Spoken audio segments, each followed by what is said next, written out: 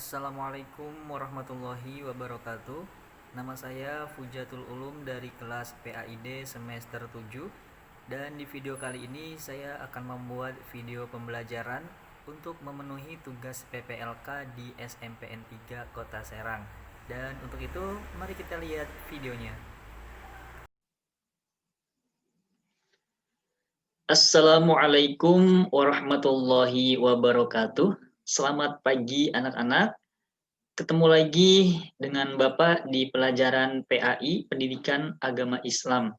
Dan semoga anak-anak diberikan kesehatan oleh Allah Subhanahu wa taala. Amin.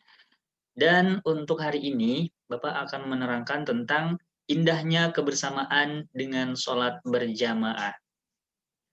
Eh, Kita sebagai orang muslim tentunya tidak asing lagi dengan sholat berjamaah, terutama untuk kaum muslimin.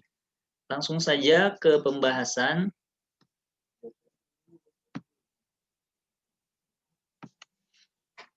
Langsung saja ke pembahasan mengenai indahnya kebersamaan dengan sholat berjamaah. Anak-anakku sekalian, Bapak ingin bertanya terlebih dahulu tentang apa itu sholat berjamaah? Apa yang dimaksud dengan sholat berjamaah? Nah, untuk menjawab pertanyaan ini tentunya kita akan diarahkan ke pengertian sholat berjamaah. Sholat berjamaah adalah sholat yang dilaksanakan secara bersama-sama yang dipimpin oleh seorang imam. Jadi, kedudukan seorang imam yaitu sebagai pemimpin dalam sholat. Ketika imam ruku, maka makmum wajib mengikutinya dengan ruku. Ketika imam sujud, makmum juga bersujud. Kemudian, untuk menjadi seorang imam tentunya ada syarat-syaratnya yang harus dipenuhi. Apa saja syaratnya? Yang pertama, seorang imam harus beragama Islam, kemudian memiliki akal sehat, balik, seorang laki-laki, suci dari hadas kecil dan besar, paham bacaan dan rukun sholat, dan tidak sedang menjadi makmum. Apabila misalkan kita hendak ingin sholat berjamaah, kita tidak boleh berimam kepada seorang yang menjadi makmum. Jadi kita harus sholat dengan imam yang satu. Nah, kemudian ada keutamaan dan nilai sholat berjamaah dalam kehidupan. Yang pertama, mendapatkan pahala 27 kali lipat. Nah, sebagaimana hadis yang diriwayatkan oleh Imam Bukhari dan Muslim, as-sholatul jama'ati afdolu min sholatil fardhi bisab'in wa ishrina darajah. Sholat jamaah itu lebih utama daripada sholat sendirian dengan 27 derajat.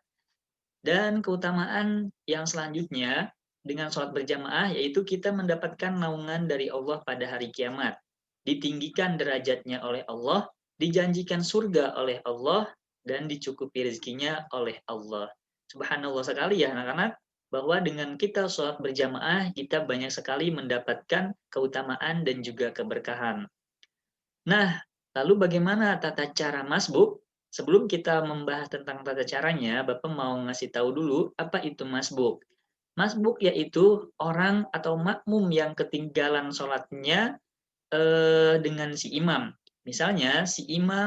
Misalnya kita sebagai seorang masbuk ingin mengikuti sholat berjamaah dengan si imam, tapi si imam ini sudah terlebih dahulu ruku atau sujud, atau mungkin sudah lewat satu rokaat daripada kita. Nah, maka kita mengikuti sholat dengan si imam itu namanya kita sebagai makmum masbuk. Jadi makmum masbuk adalah makmum yang ketinggalan sholatnya dengan imam.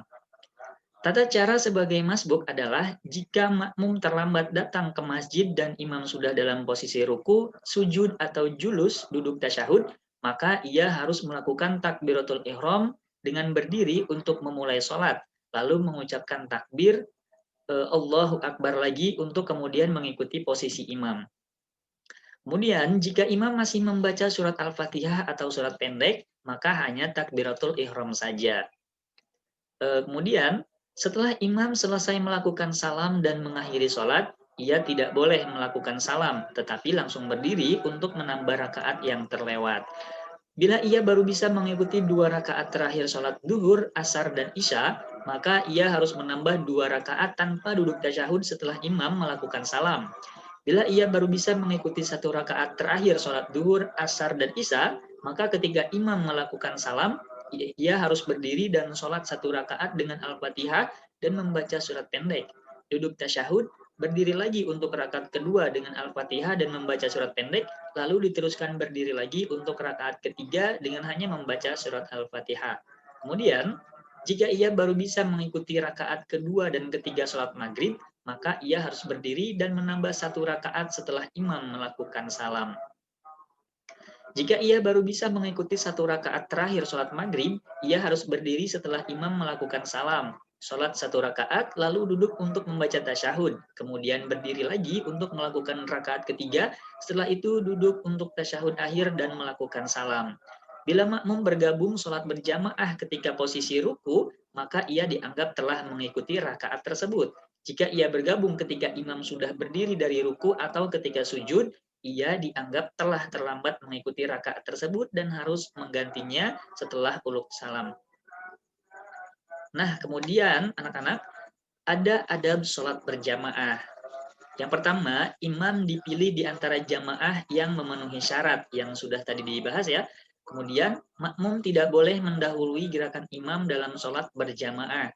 Shaf atau barisan disusun berdasarkan aturan yang dicontohkan Nabi Shallallahu Alaihi Wasallam, yaitu laki-laki berada pada shaf paling depan diikuti oleh makmum perempuan jika ada. Nah, kemudian jika imam lupa dalam melaksanakan beberapa gerakan atau bacaan sholat, makmum berkewajiban untuk mengingatkan dan memberitahu. Jika imamnya seorang laki-laki, makmum dapat mengingatkan imam dengan mengucapkan kalimat subhanallah. Sedangkan kalau imamnya perempuan, maka makmum memberitahunya dengan menepukkan tangannya. Kemudian jika imam batal dalam sholatnya, maka yang menggantikannya adalah salah seorang jamaah yang paling dekat dengan imam. Karena itu, makmum yang berdiri paling dekat dengan imam harus memiliki kemampuan membaca Al-Quran dengan fasih. Nah, anak-anak, sekian dari Bapak. Dan apabila mungkin dari anak-anak yang perlu ditanyakan, silahkan bisa melalui WhatsApp grup saja. Dan untuk penugasannya, masing-masing dari kalian silahkan untuk membuat video tutorial sholat berjamaah, dibuat sekreatif mungkin, dan nanti hasil videonya di-share di grup WhatsApp. Dan untuk penjelasan hari ini Bapak cukupkan. Wassalamualaikum warahmatullahi wabarakatuh.